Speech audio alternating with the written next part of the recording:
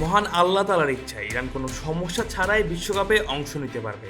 বিশ্বকাপের মাত্র কয়েক সপ্তাহ আগেও যখন ফুটবলের মহাযজ্ঞে ইরানের খেলা নিয়ে তৈরি হয়েছে বড় অনিশ্চয়তা, ঠিক তখনই গণমাধ্যমের মুখোমুখি হয়ে এমনটা জানালেন দেশটির ফুটবল ফেডারেশনের সভাপতি মেহেদী তাজ।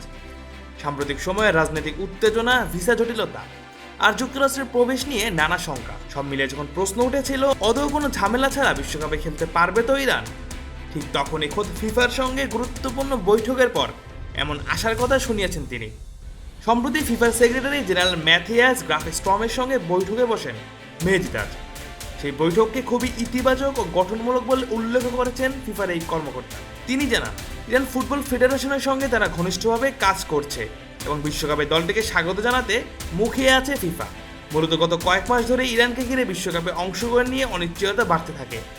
ফেব্রুয়ারির শেষ দিকে রাজনৈতিক উত্তেজনা প্রকোপ আকার ধারণ করার পর থেকেই দেশটির বিশ্বকাপ যাত্রা নিয়েও নানা প্রশ্ন ওঠে। কারণ 2026 বিশ্বকাপে ইরানের 3টি গ্রুপ ম্যাচে অনুষ্ঠিত হওয়ার কথা যুক্তরাষ্ট্রে। এর মাঝে নতুন বিতর্ক তৈরি হয় কানাডায়। ফিফা কংগ্রেসে অংশ নিতে গেলেও কানাডায় প্রবেশ করতে পারেননি ইরান ফুটবল ফেডারেশনের সভাপতি মেহেদী তাজ। টরন্টো বিমানবন্দর থেকে তাকে এবং তার প্রতিনিধি দলকে ফেরত পাঠানো হয়, যদিও তাদের কাছে বৈধ ভিসা ছিল। তারপর কানাডার অভিবাসন কর্মকর্তাদের আচরণকে অগ্রহণযোগ্য বলে অভিযোগ করে ইরান। আর এই ঘটনার পর থেকে আশঙ্কা তৈরি হয় বিশ্বকাপের সময়ও কি ইরানের খেলোয়াড়, কর্মকর্তা কিংবা প্রতিনিধিদের যুক্তরাষ্ট্রে প্রবেশ নিয়েও জটিলতা তৈরি হতে পারে কিনা।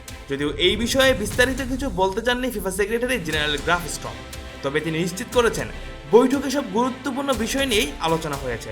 অন্যদিকে মেহেদী তাজ জানিয়েছেন, ইরানের পক্ষ থেকে মোট 10টি চিন্তার বিষয় ফিফার সামনে তুলে ধরা হয়েছিল, আর ফিফা প্রতিটি বিষয়ে মনোযোগ দিয়ে শুনেছে এবং সমাধানের পথও দেখিয়েছে। তাই এখন অনেকটাই আশাবাদী ইরান ফুটবল ফেডারেশন। বিশ্বকাপের আগে ইরান তাদের ম্যাচগুলো যুক্তরাষ্ট্রের বদলে মেক্সিকোতে আয়োজনের অনুরোধও জানিয়েছিল। তবে ফিফা প্রেসিডেন্ট জিয়ান্নি ইনফান্তিনো স্পষ্ট জানিয়ে দিয়েছেন, সূচিতে যেসব ভেন্যু নির্ধারিত রয়েছে ম্যাচগুলো সেখানেই হবে। আর সব অনিশ্চয়তার মাঝেও এখন বিশ্বকাপ প্রস্তুতিতে মনোযোগ দিচ্ছে ইরান। শিগগিরই তুরস্কে বসবে প্রস্তুতি ক্যাম্প। সেখান থেকে জুনের শুরুতে তারা যুক্তরাষ্ট্রের অ্যারিজোনায় যাবে, যেখানে বিশ্বকাপের বেস ক্যাম্প করবে ইরান। আগামী 15 জন লস অ্যাঞ্জেলসে নিউজিল্যান্ডের বিপক্ষে ম্যাচ দিয়ে বিশ্বকাপে অভিযান শুরু হবে এই দেশটির। ইরানের সঙ্গে একই গ্রুপে আরও রয়েছে বেলজিয়াম ও মিশর। রাজনৈতিক উত্তেজনা আর অনিশ্চয়তার বাইরে গিয়ে এখন ইরানের ফুটবল দলের একটাই লক্ষ্য, কোনো ঝামেলা ছাড়াই বিশ্বকাপে অংশ নেওয়া এবং মাঠে নিজেদের সেরাটা উপহার দেওয়া। Mujahidul Islam Zahid, on field.